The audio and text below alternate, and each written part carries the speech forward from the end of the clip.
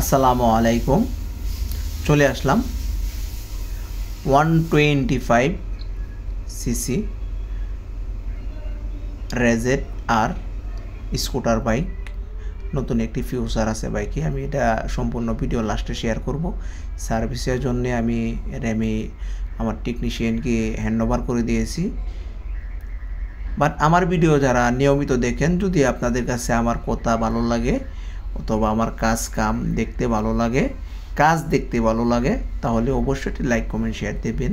আমি প্রথমত সার্ভিস সম্পর্কে বলবো। সার্ভিস হচ্ছে স্পেয়ার পার্টস যে বাইকের অ্যাভেলেবেল থাকবে, এই বাইকের সার্ভিসে আপনি 100% চালিয়ে মজা পাবেন।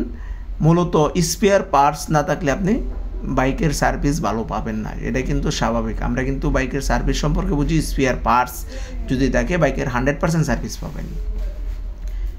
এখন চলে যাচ্ছি মূল কাজে, যে বাইকের ইনিশিয়াল যে কাজগুলো হচ্ছে আমি আপনাদের সাথে শেয়ার করব। আমার সাথেই থাকেন, দেখতে থাকেন। কাজ করতেছে আমার টেকনিশিয়ান প্রসেনজিৎ রায়। উনি অত্যন্ত ভালো কাজ করে স্কুটারের। এই স্কুটারে কিন্তু একটা ফিউচার আছে, এটা আমি লাস্টে বলবো, ভিডিও লাস্টে বলবো। এত সময় আমার সাথেই থাকেন, দেখতে থাকেন।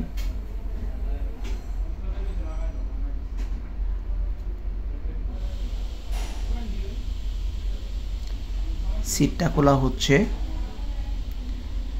আমরা যারা বাইক ইউজ করি অনেকেই জানি না এটা কি বাইক, আবার অনেকেই জানার পরেও বুঝতে চায় না আসলে এটা কি বাইক। এটা হচ্ছে এফআই স্কুটার 125 সিসি যে বাইকটি, এটা হচ্ছে এফআই। আমি আপনাদেরকে এফআইটাও দেখাবো, এফআইটা কোথায় থাকে। এটা কিন্তু ফুয়েল পাম্প সিস্টেম, এটা অনেকেই জানে না। আমি যে ফিউচার সম্পর্কে বলছিলাম, বলে দিলাম আপনাদেরকে। এটা হচ্ছে এফআই সিস্টেম।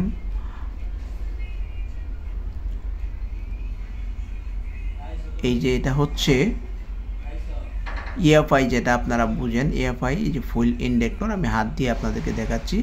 এই যে দেখেন, এটা কিন্তু ফুল ইন্ডেক্টরের লাইন। এই লাইনটা চলে গেছে হলো আপনার ফুয়েল পাম্পে, আর এটা হচ্ছে এফআই। অনেকেই কিন্তু জানে না আসলে বাইক ইউজ করে, কিন্তু এফআইটা কোথায় থাকে, এফআইটা কী কাজ করে সেটা কিন্তু জানে না। আমি এটা জানানোর জন্যই আপনাদেরকে ভিডিওটা দিচ্ছি। যদি আমার ভিডিও ভালো লাগে অবশ্যই একটি লাইক, একটি শেয়ার দিয়ে রাখবেন, যেন পরবর্তীতে আবার নতুন কোনো ভিডিও গেলে আপনি সাথে সাথে দেখতে পারেন। এর হচ্ছে ফুয়েল পাম্প। ফুয়েল পাম্পটা কিন্তু সিটের নিচে, ট্যাঙ্কিরও নিচে। যে আরেকটা ফিউচার হচ্ছে আপনার এই বাইকে অনেক মাল কেয়ারিং করতে পারবেন। সিটের স্পেসটা কিন্তু অনেক বড়।